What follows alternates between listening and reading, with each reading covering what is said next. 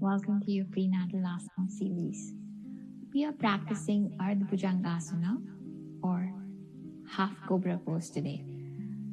This posture is usually safe to be practiced in all trimester, except in the last trimester, the size of the belly grows, as there can be some discomfort for the women for going down on the wrist completely, or the belly can feel congested.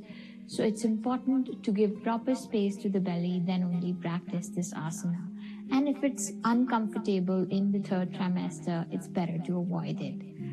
And there can be other conditions, like if there is a lot of pain in the pelvis area, or there is syndrome called carpet tunnel syndrome, where there's a lot of wrist pain, so the person cannot rest their weight on their wrist. In that case, you should avoid this asana, suggesting this to them.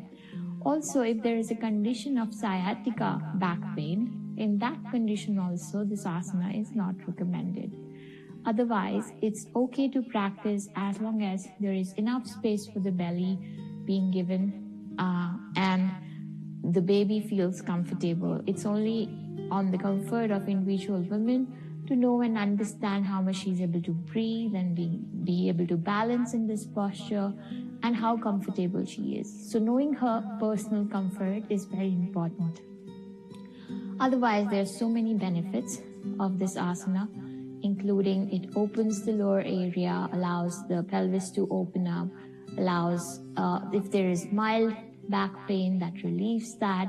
It opens the chest area, opens the abdomen area, and it also is helpful for digestion as well, because there's the stretch happens in the lower area, so the body stretching, also a slight compression of the upper belly also, that helps with the process of digestion. So, but at the same time, one has to take care of the uterus not compressing much, but stretch should be comfortable enough. So the way we practice this asana is you have to come on your knees, maybe on any side of the mat.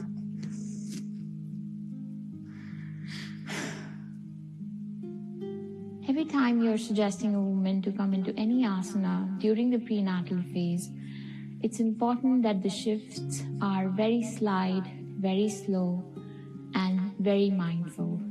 Not to ever shake or give any jerk to the body.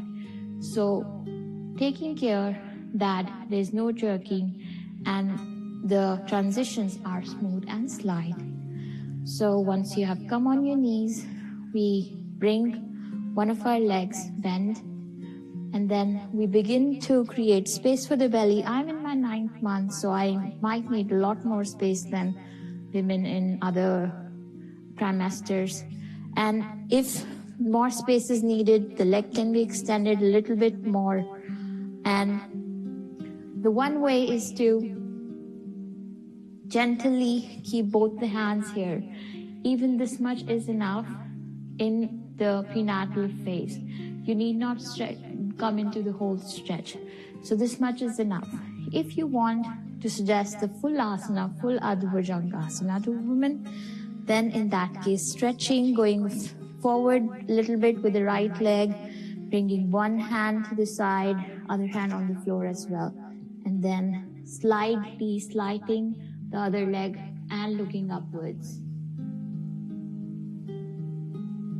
And remembering not to hold the breath for too long in this posture, and being comfortable, breathing normally, and exhaling, coming out. And gently coming back onto the knees and then to the floor. This is Ardha Bhujangasana, being mindful of any pelvic pain, sciatica pain, or any other issues like cervical stitch as well. if the woman is uncomfortable in opening her pelvis area just because she has a medical procedure called cervical stitch, in that case also you should avoid this asana. And practicing the basic version where you're not stretching the whole body, you're just staying on the knees, resting the hands on the knees, is also preferable, specifically in the third trimester. So be mindful and take care of the comfort of the belly, having enough space at all times. Thank you.